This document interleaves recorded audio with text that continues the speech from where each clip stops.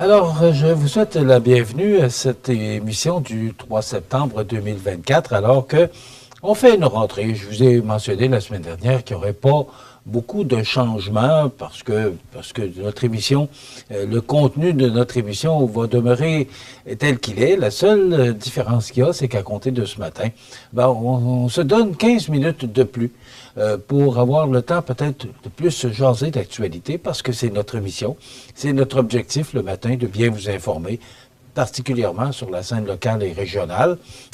Il y a des gens aussi qui se joignent à nous et qui se joindront à nous aussi au cours des prochains jours, voire des prochaines semaines.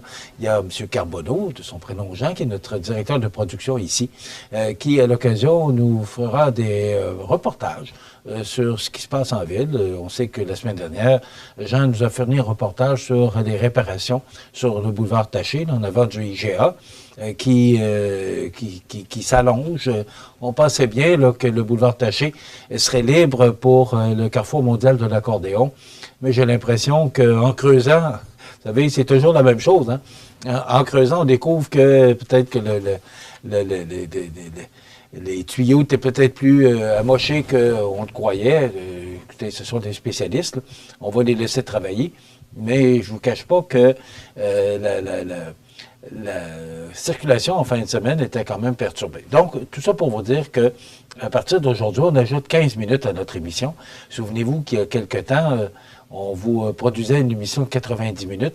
Est-ce qu'on en viendra là? Peut-être, on ferait des fêtes. Mais là, on va ajouter 15 minutes. Donc, ça va donner plus de temps à nos invités de parler des sujets qui les intéressent et qui nous intéressent aussi. Donc, on ajoute 15 minutes. Les entrevues seront plus longues. On va avoir le temps aussi de commenter l'actualité. Il y a d'autres éléments qui vont s'ajouter à la programmation. Je vous disais, Jean Carbonneau, mais il y a Mario Lacombe aussi, qui se joint à nous pour nous produire des reportages sur certaines activités dans la région, des conférences de presse. Mario couvre majoritairement des conférences de presse. Alors, Mario, qui est un élément là, très important, qui s'est joint à notre équipe là, depuis quelques temps. Et il y a d'autres personnes qui ont été approchées aussi, qui vont nous produire des reportages. Vous savez que depuis quelques semaines, on était en période de test, mais officiellement, à compter de ce matin, on diffuse sur les ondes du canal de Saint-Pamphile, sur le canal 206 pour ceux qui ont le canal numérique et le 14 pour ceux qui ont encore l'analogique. Donc, on diffuse maintenant sur le câble de Saint-Pamphile. Alors, on va avoir des gens, on cherche des gens aussi, qui vont pouvoir intervenir pour nous parler de cette région qui est Saint-Pamphile. C'est plusieurs abonnés, c'est près de 1000 abonnés là, à Saint-Pamphile qui se joignent à nous depuis quelques temps. D'ailleurs, déjà, la semaine dernière, j'étais dans la parade du Festival du Bûcheux et déjà, les gens nous envoyaient la main, puis hey, on vous écoute. Puis, alors, on vous regarde plutôt. Écoute, on est à la radio, alors on regarde la télévision. Donc, les gens nous disaient qu'ils nous regardaient déjà. Alors, on a été diffusé pendant plusieurs années sur le câble de Saint-Pamphile et grâce aux nouveaux propriétaires Yuri Chouinard et Alexis Richard et aussi à l'implication du maire de Saint-Pamphile, Mario Leblanc, et sa directrice générale, Alexandra Dupont, ben, tout ce beau monde fait que maintenant, C'est ma TV est diffusé dans la région de Saint-Pamphile. Alors, il y a des gens qui vont se joindre à nous au cours des prochaines journées, prochaines semaines, prochains mois, pour nous aider à bien vous informer. C'est la rentrée des classes ce matin, alors tout ça aussi devient officiel pour la rentrée des classes. Vous savez, la semaine dernière, la rentrée se faisait officieusement. Là, on allait chercher les livres, on allait chercher toutes les informations là, pour avoir le matériel scolaire pour l'année. Mais là, à partir de ce matin, c'est parti. Alors, on s'embarque, c'est le cas de le dire, pour une nouvelle saison 2024-2025. Voilà. Pour l'actualité, si vous avez vu qu'on a parlé de la saison des pommes, Et je regardais hier les réseaux nationaux, là, TVA, également Radio-Canada, qui parlaient de cette saison des pommes. C'est quand même une saison extrêmement importante pour nos producteurs et productrices partout au Québec, mais particulièrement pour Chaudière-Appalaches et aussi pour notre région. On sait qu'il y a beaucoup de producteurs et productrices de la pomme, particulièrement à Cap-Saint-Ignace, là, qui est la région particulièrement visée par ces producteurs de pommes. Alors, c'est quand même une grosse et grande industrie que l'activité de la pomme. Donc, les producteurs de pommes de l'Est du Québec, en collaboration avec la Fédération de l'UPA de la Chaudière-Appalaches, ont, vendredi, le 30 août dernier, lancé officiellement la saison d'autocueillette dans les vergers de la région. Et ça veut dire, quand on commence l'autocueillette, ça veut dire l'automne est arrivé. Mais on commence plus tôt. Tout commence plus tôt et les récoltes sont meilleures. Peu importe, là, peu importe le fruit ou le légume, cette année, vraiment, là, ça a été une bonne année. Vous savez, je me souviens, j'avais assisté à un moment donné à un office de l'Action de grâce. L'Action de grâce, pour les gens qui s'en souviennent, là, ben, c'est pour remercier pour tout ce qu'on retrouve. Puis moi, ça m'avait frappé parce que le prêtre qui officiait à ce moment-là avait rempli un panier de tous les produits qu'on peut récolter, cultiver. Et il avait fait mention, regardez l'abondance, regardez tout ce qu'on peut récolter. Bien, cette année, la température était vraiment... Là, on a eu des températures chaudes, on a dépassé des records de tous les temps. Mais aussi, on a eu de bonnes pluies, de bonnes averses. Alors, il a fait chaud, oui, mais on avait aussi de la pluie. Et ça fait que la production a été excellente. Donc, ce qu'on nous dit encore cette année, c'est que la récolte de pommes sera très bonne. Il faut penser là, que c'est la cueillette, l'autocueillette ou les producteurs, là, c'est plus de 427 producteurs de pommes qui sont répartis dans les différentes régions du Québec, qui contribuent à une production annuelle moyenne de plus de 109 000 tonnes. Quand même, c'est beaucoup de pommes, hein? 109 000 tonnes. Et la production de l'an passé là, avait généré des montants de 79 millions de dollars pour l'économie locale. Donc, ce qu'on dit aussi, c'est d'encourager l'économie locale, d'encourager nos producteurs et productrices de pommes qui travaillent fort chaque année là, pour nous fournir les plus beaux fruits du pommier. Donc, encourageons nos producteurs. Et parlant de ça, il y aura la promenade gourmande, là, les 7 et 8 septembre de 10h à 16h, dans la section nord de notre région.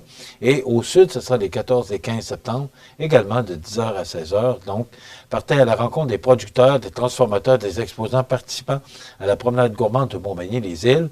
Donc, vous pouvez y aller à vélo, en auto, en bateau, peu importe, mais on vous invite à encourager nos producteurs de la région. En fin de semaine, c'était le Carrefour mondial de l'accordéon. J'ai eu l'occasion de voir un peu, là, surtout sur le site du manoir Couillard-Dupuis, là, alors qu'on avait installé là, des tentes, là, je cherche le bon mot, là, aidez-moi, M. Carbonneau. Des chapiteaux, voilà, merci. Il est toujours là pour me dire à l'oreille quand j'ai des blancs de mémoire, parce que ça m'arrive. Alors, il y avait de nombreux chapiteaux, ce qui a permis, malgré la pluie, là, de tenir cet événement. Il y avait aussi des spectacles extérieurs. Mais ce que je trouve dommage, c'est autant de travail, toute une année de travail, parce que ça prend une année de travail pour recruter les artistes internationaux. Là. Steve Normandin qui fait un excellent travail, Catherine Couillard aussi qui est directrice générale. C'est un an de travail pour monter une édition de 2 jours. Ça a commencé de 3 jours, pardon, vendredi, samedi et dimanche. Malheureusement, le mauvais temps était là. Mais il faut regarder aussi la qualité de spectacle qui était présenté. Mario Lacombe était sur place en fin de semaine et voici le reportage qu'il nous a préparé. C'est ce week-end que se tenait à Montmagny la 35e édition du Festival mondial de l'accordéon. Catherine Couillard, directrice générale du Carrefour mondial de l'accordéon, nous fait la nomenclature des artistes qui y étaient présents cette année. On a été très, très contents de recevoir à nouveau Alessandro Gaudio qui était avec nous en 2019. Donc, c'est quelqu'un qui avait vraiment marqué là, cette édition-là. Puis cette année, on l'a reçu avec Salvatore Pace, donc un duo d'Italie. Qu'on a fait venir grâce à la contribution du Conseil culturel italien de Montréal. Donc, vraiment un duo extrêmement talentueux. On reçoit également Annie Pold avec Andy Murray. Donc, c'est un duo Belgique-Royaume-Uni qui sont venus vraiment il y a plus d'une dizaine d'années. Donc, on les reçoit encore à nouveau en musique du monde. On a la chance d'avoir avec nous aussi, on a eu Costa Bozinov de la Colombie-Britannique, Tipsy 3, donc 3 filles des Maritimes qui sont Nouveau-Brunswick, Nouvelle-Écosse, Québec, qui font de la musique traditionnelle. Donc, c'est un trio là, qui est toujours fort apprécié.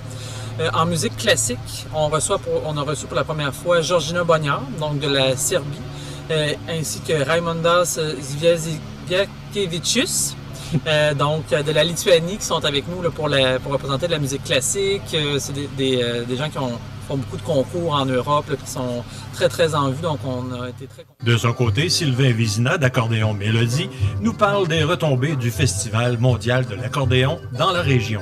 En tant que facteur d'accordéon, c'est très bien, on se fait connaître. Puis du monde pour toute la planète viennent ici, puis ça prend ça, puis c'est très bon pour Montmagny. Hein.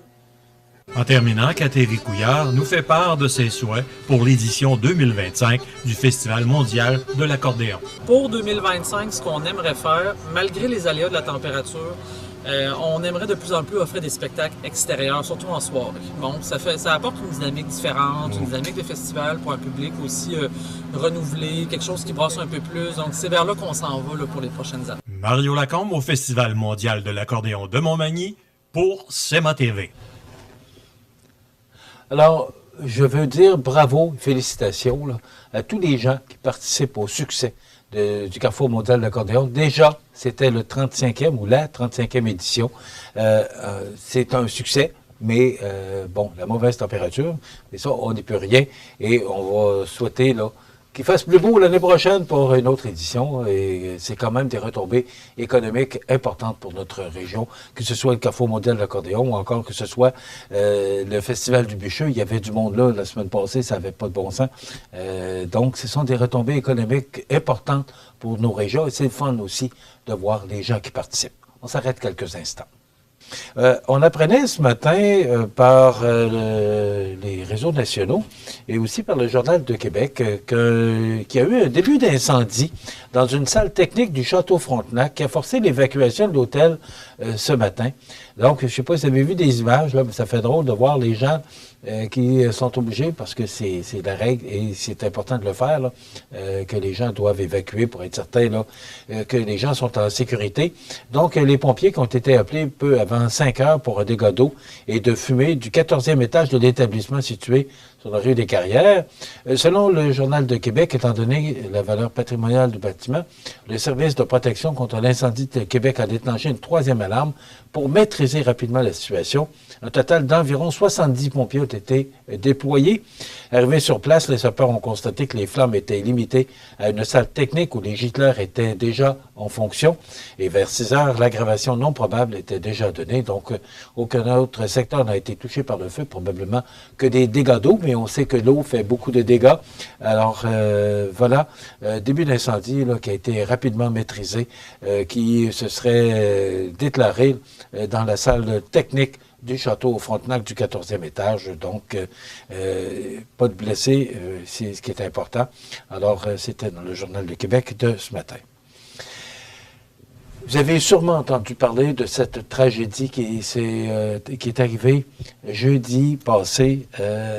Écoutez, j'en parle et j'ai de la difficulté à vous en parler tellement c'est dramatique, cette tragédie qui a coûté la vie aux 2 frères Gaudreau. Johnny Gaudreau, qui jouait pour les Blue Jackets de Columbus, qui a joué pendant 9 ans pour les Flames de Calgary. Alors, c'est épouvantable, cette tragédie-là. Johnny Gaudreau et Matthew Gaudreau, les 2 frères qui ont été happés mortellement là, par un chauffeur. On dit que ça pourrait être une raison de facultés affaiblies, mais c'est pas encore déterminé. Donc, pour l'instant, là, ce n'est que pour l'instant, ce n'est pas confirmé. Voilà. Et sa sœur, la sœur Cathy, devait se marier vendredi et Johnny et Matthew étaient les deux garçons d'honneur. Alors, imaginez, là, deux frères qui sont happés mortellement. Johnny, qui avait 2 enfants à bas âge, je pense que c'est 2 ans et 6 mois, je ne suis pas certain, là. Et Matthew, sa conjointe, qui serait enceinte et accoucherait dans 4 mois. Et la sœur Cathy qui se mariait vendredi. Donc, c'est une tragédie épouvantable et on ne peut pas rester indifférent. On pense aux gens qui restent, on pense à la famille. Ils ne nous regardent sûrement pas ce matin, mais on pense à ces gens et on peut que leur envoyer nos pensées là, pour nos prières aussi, de dire qu'on pense à ces gens-là. Et quelle tragédie pour eux. Donc, c'est vraiment... Là, et c'est pas, oui, parce que c'est un joueur de hockey connu, c'est pour ça qu'on en parle, mais on ne peut pas rester insensible. Et la cause des facultés affaiblies, on n'a pas fini d'en entendre parler. On sait que récemment, il y a eu des pressions faites auprès du gouvernement là, pour baisser de 0,08 à 0,05 là, la consommation qu'on aurait le droit de prendre pour prendre le volant. Alors, ça se parle. Est-ce que ça va changer de quoi? Je ne le sais pas. Mais j'ai l'impression que suite à cette tragédie-là, le sujet de conversation va sûrement se répéter. Dans le Journal de Québec de ce matin, vous savez qu'on parle beaucoup de M. Sam Ahmad, qui a été longtemps ministre responsable de la capitale nationale. Eh bien, il pourrait être intéressé, c'est ce qu'on comprend ce matin, là. Il pourrait être intéressé, mais les élections ne sont que dans 1 an, donc il a encore, même, je pourrais dire, 14 mois, là, parce que les élections seront au début du mois de novembre 2025. Il pourrait être tenté de se présenter à la mairie de Québec. Et ce matin, c'est un sondage léger qui a été publié. Et on voit que M. Marchand a 39 de la faveur pour la prochaine élection. Et s'il y avait des élections aujourd'hui, là, M. Marchand aurait 39 et M. Ahmad, 37 quand même. Ça fait quand même un bon bout de temps qu'il s'est retiré de la politique active. Donc, c'est Karine Gagnon qui écrit ce matin que c'est un sérieux avertissement pour M. Marchand.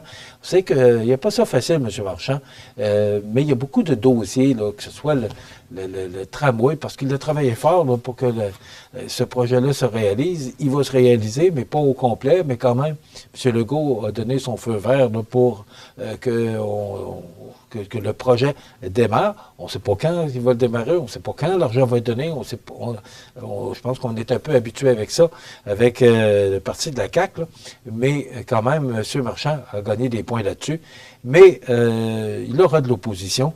Alors, Bruno Marchand, il s'en met presque au coude à coude, là, 39 et 37 Et après quoi, on a Jackie Smith, qui est chef de parti, là, qui suit avec M. Ahmad avec 20 excusez-moi, attendez un petit peu, que je me retrouve là-dedans. En tout cas, il y a Claude Villeneuve, Jackie Smith et Patrick Paquette, qui sont les chefs de parti à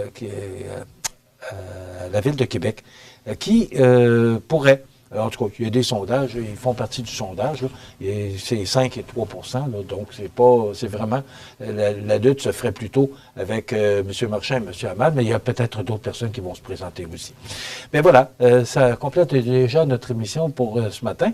Naturellement, au cours des prochaines semaines, là, comme je vous l'ai dit, on va ajouter du contenu à notre émission, mais on va avoir le temps de jaser d'actualité, c'est notre émission. Je vous souhaite donc une bonne journée. Demain, on reçoit Jean-Pierre Després, qui viendra nous parler de son implication dans le complexe culturel et sportif en santé durable qui sera réalisé prochainement. Et on recevra M. Clément Asselin, qui est président du conseil d'administration de la bibliothèque de Montmagny, qui fête ses 10 ans cette année. Alors, je vous souhaite une excellente journée. À demain.